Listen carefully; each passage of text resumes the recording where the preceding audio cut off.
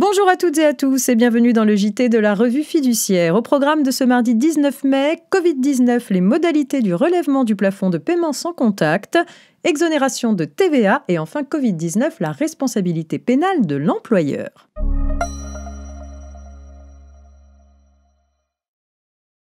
On ouvre donc ce JT avec un point sur les modalités du relèvement du plafond de paiement sans contact dans le contexte du Covid-19. Depuis le 11 mai dernier, il est possible de payer sans contact par carte bancaire jusqu'à 50 €. Facteur de limitation des contacts physiques, le passage de 30 à 50 € du plafond de paiement sans contact a été annoncé le 17 avril dernier.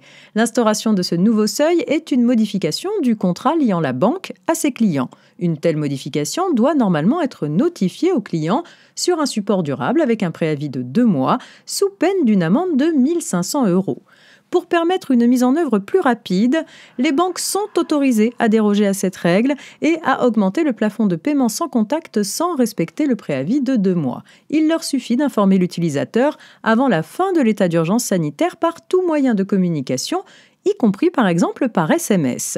Le client devra néanmoins recevoir une notification sur un support durable au plus tard 1 mois après la cessation de l'état d'urgence sanitaire.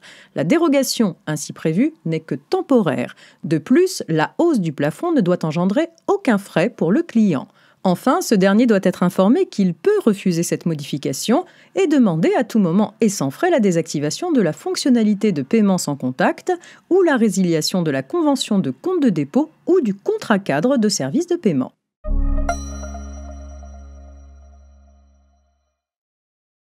Il est question d'exonération de TVA à présent. Une prestation de soins à la personne est exonérée de TVA si elle est effectuée dans le cadre de l'exercice de professions médicales et paramédicales, quel que soit le lieu où elle est réalisée, qu'il s'agisse du cabinet du praticien, du domicile du patient ou de tout autre lieu. Des prestations fournies par téléphone consistant à donner des conseils relatifs à la santé et aux maladies peuvent être exonérées de TVA, à condition qu'elles poursuivent une finalité thérapeutique. De telles prestations peuvent être réalisées par des infirmiers et des assistants médicaux dès lors que le niveau des prestations de soins ainsi dispensées équivaut à celui de prestations rendues par d'autres prestataires utilisant le même moyen de communication.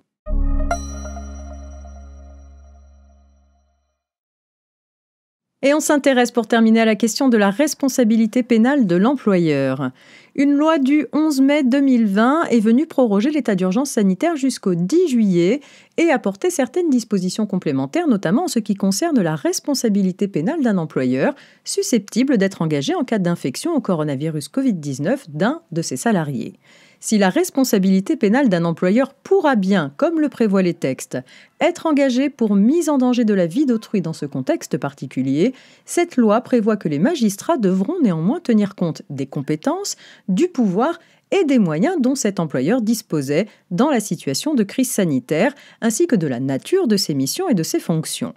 L'objectif affiché ici n'est pas d'exonérer de toute responsabilité les employeurs, mais de préciser les circonstances que le juge pourra être amené à prendre en compte pour apprécier in concreto leur responsabilité. C'est tout pour aujourd'hui. Excellente journée, rendez-vous demain, mercredi.